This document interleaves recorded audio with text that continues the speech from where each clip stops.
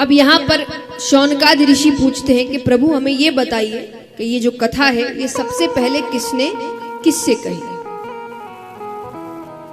सूत जी कहते सबसे पहले ये कथा सनकादि ऋषियों ने नारद जी से कही। सनकादि ऋषि कौन है? ब्रह्मा जी के 4 पुत्र हैं, सनक, सनंदन, सनत कुमार, सनातन। इनको एक साथ कहते सनकादि ऋषि।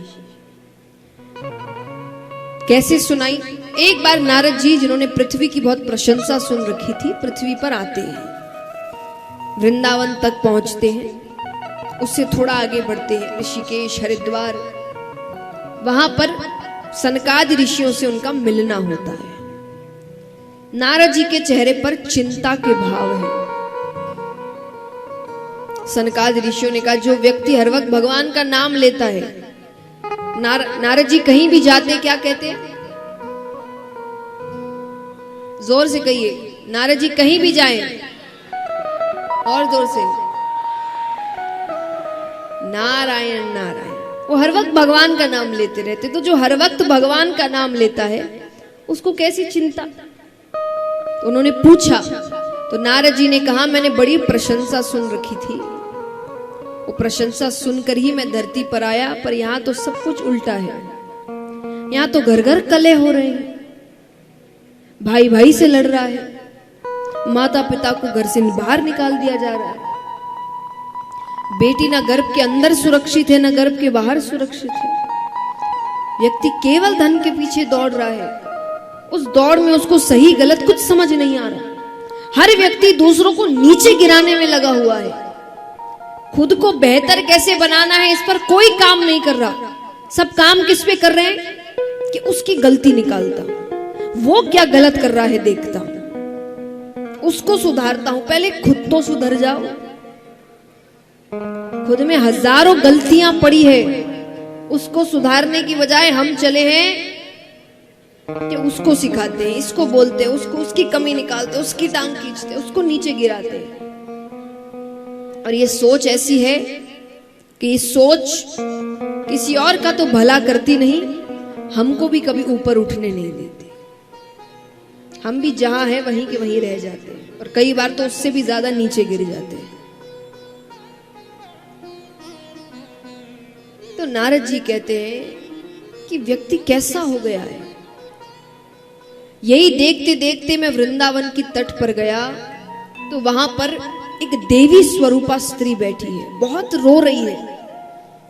उसके पास नीचे 2 वृद्ध पुरुष लेटे हुए हैं जो बहुत बीमार लग रहे हैं, अचेतन अवस्था में हैं, और ऊंची ऊंची सांसें ले रहे हैं। ऊंची ऊंची सांसें यानी अंतिम सांसें, यानी अब कभी भी कुछ भी हो सकता है। उस स्त्री की नजर जैसे ही मुझ पर पड़ी, उसने मुझसे मदद मांगी। मैंने उससे पूछा कि वो कौन है। वो नाम सुनकर मेरा मन उदास हो गया। क्यों? कौन थी वो? उसने कहा मेरा नाम भक्ति है। क्या है मेरा नाम? भक्ति। ये 2 पुरुष कौन है? ये मेरे पुत्र ज्ञान और वैराग्य है। मैंने विस्तार में उससे कहने को कहा, तो भक्ति ने कहा कि भक्ति का जन्म दक्षिण भारत में हुआ। दक्षिण भारत में उस वक्त बड़े बड़े भक्त हुए जिन्होंने पूरा जीवन ही भक्ति के प्रचार प्रसार में लगा दिया था। इसीलिए भक्ति का जन्म दक्षिण भारत में माना गया है। कर्नाटक में भक्ति ने कहा मेरा परिपालन हुआ, मैंने वहां यौवन अवस्था प्राप्त की, लेकिन गुजरात आते आते मैं वृद्ध हो गई। उस वक्त गुजरात में बिल्कुल भी भक्ति नहीं थी। देखिए अभी का समय अलग है, अब गुजरात में बड़े भक्त हुए हैं, लेकिन उस वक्त बिल्कुल भी भक्ति नहीं थी। उस वक्त भी ज्ञानी बहुत थे, तो उसमें से कई ज्ञानी हैं जिन्होंने संस्कृत के श्लोक लिख डाले। वो कहते हैं कि काष्ठ कंठी मृग तिल की पाखंडी ना संशय, और मूर्खा नाम लक्षणम चैते है तप मुद्रा धरोमिता। अर्थ, वो कहते हैं कि जो तुलसी की माला पहनते हैं, तिलक लगाते हैं, तप करते हैं, भगवान का नाम जप करते हैं, ये मूर्खों के लक्षण हैं।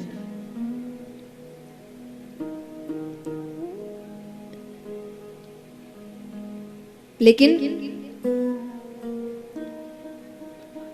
इसी धरती पर जो पहले भक्त हुए, जिन्होंने भक्ति का ऐसा बीज रोपण किया, वो है नरसिंह जी महाराज।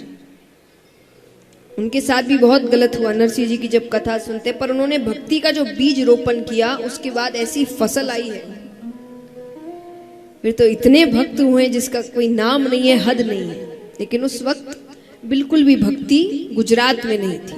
तो भक्ति ने कहा कि वहां मैं वृद्ध हो गई, लेकिन वृंदावन आते आते मैंने अपनी यौवन अवस्था प्राप्त कर ली, पर मेरे जो पुत्र है ये अभी तक वृद्ध है, आप इनके लिए कुछ करिए। वो नारद जी से मदद मांगती है। आइए नारद जी क्या करते हैं ये सब जानते हैं। बोली कृष्ण कन्हैया लाल की। तो यहां पर नारद जी सारी बातें बता रहे हैं। तो सनकादि ऋषियों ने कहा, तो आपने उनके लिए कुछ किया नहीं? बोले मैंने किया, मैंने कई वेद शास्त्र पुराणों के श्लोक कहे, पर मैं जब तक कहता तब तक तो वो चेतन अवस्था में रहते। मैं जैसे ही चुप हो जाता वापस अचेतन अवस्था को लौट जाते, बेहोश हो जाते। मुझे समझ नहीं आ रहा मैं क्या करूं, आप ही बताइए। तब सनकादि ऋषियों ने कहा एक काम करिए, आप श्रीमद् भागवत कथा सप्ताह पारायण करिए। सप्ताह पारायण यानी 7 दिन की कथा। महीना पारायण भी होता है, 1 महीने की कथा, यानी इतनी कथाएं हैं। पर उन्होंने कहा आप सप्ताह पारायण करिए। नारद जी ने कहा जब आप कह रहे हैं तो कर भी आप ही दीजिए, कि सुझाव आपने दिया है तो कर भी आप ही दीजिए। तब सनकादि ऋषि भक्ति ज्ञान वैराग्य सभी के साथ मिलकर श्रीमद् भागवत कथा सप्ताह पारायण करते हैं।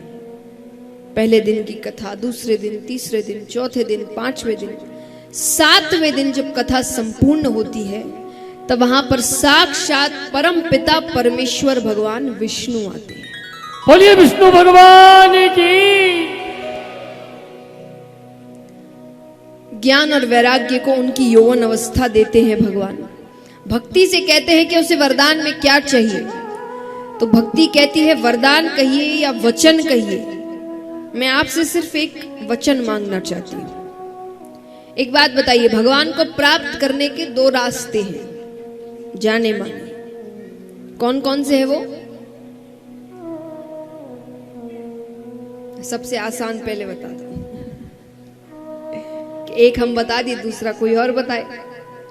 चलिए, बहुत होशियार। एक भक्ति और ज्ञान। एक होता है भक्ति, नाम संकीर्तन, नाम जप से भगवान को प्राप्त करते हैं। एक है ज्ञान, वेद शास्त्रों पुराणों का ज्ञान होता है, उससे भगवत प्राप्ति होती है। इसमें से ज्यादा महत्वपूर्ण, ज्यादा आसान कौन सा है? जोर से कहिए। ये हमें लगता है नहीं। भक्ति बहुत कठिन है, क्योंकि भक्ति का मतलब केवल भजन कीर्तन नहीं होता कि भजन कर लिया भक्ति हो गई। भक्ति में पूर्ण समर्पण चाहिए। जैसे आप नरसिंह भगत की कथा सुनते हैं, भगवान बड़ी परीक्षाएं लेते हैं एक भक्त की। इस हद तक परीक्षा लेते हैं कि वो इस स्थिति में आ जाए कि अब या तो वो कहे कि मैं कुछ नहीं मानता, या वो उस वक्त भी भगवान पर भरोसा रखे। जिसने भरोसा रख लिया उसका 56 करोड़ का भगवान ने मायरा भर दिया, यानी उसकी लाज रख ली भगवान ने। पर वो लाज रखने से पहले भगवान ऐसी परिस्थितियां सामने करते हैं कि कोई भी दूसरा व्यक्ति कहे कि मुझसे तो अभी और नहीं होगा, मुझे तो नहीं लगता भगवान कहीं है। तो भक्ति में पूर्ण समर्पण चाहिए कि कोई भी परिस्थिति आए, दुख सुख कुछ भी, उसको भरोसा है कि वो जो करता है सही करता है, उसको भक्ति कहते हैं। तो यहां पर लेकिन फिर भी भक्ति को बहुत महत्वपूर्ण माना गया है। इसका कारण है, जैसे मान लीजिए बच्चे, हम पढ़ाई करते हैं ना, बड़ी बड़ी डिग्रियां लेते हैं, एमबीए है, इंजीनियरिंग है, तो उसमें दो तरीके के कॉलेजेस होते हैं। एक कॉलेज है जहां से आपको डिग्री मिलती है, और एक कॉलेज है डिग्री के साथ साथ वहीं आपको जॉब भी मिलती है। सब आते हैं, वो आपको जॉब भी देते हैं। तो कौन सी कॉलेज ज्यादा अच्छी होती है बताइए? जिसमें डिग्री के साथ साथ जॉब की भी गारंटी है कि जॉब भी मिल जाएगी। तो भक्ति और ज्ञान में बस इतना ही अंतर है। भक्ति में जॉब भी गारंटी है, मिल जाएगी। कैसे? कि भक्ति ने भगवान से वचन मांगा कि आप मुझे वचन दीजिए कि कोई भी मेरे माध्यम से अगर आपको पुकारेगा, चाहे वो धनवान है कि गरीब है, अच्छा है कि बुरा है, पुण्य करने वाला है कि पापी है, जैसा भी है, अगर उसने भक्ति का मार्ग चुना है और आपको पुकार रहा है, तो आप उसके घर जरूर जाएं। तो भगवान ने वचन दिया था कि मैं वचन देता हूं, मुझे जो भी भक्ति से बुलाएगा मैं उसके पास जरूर जाऊंगा। तो इसका मतलब जॉब गारंटी।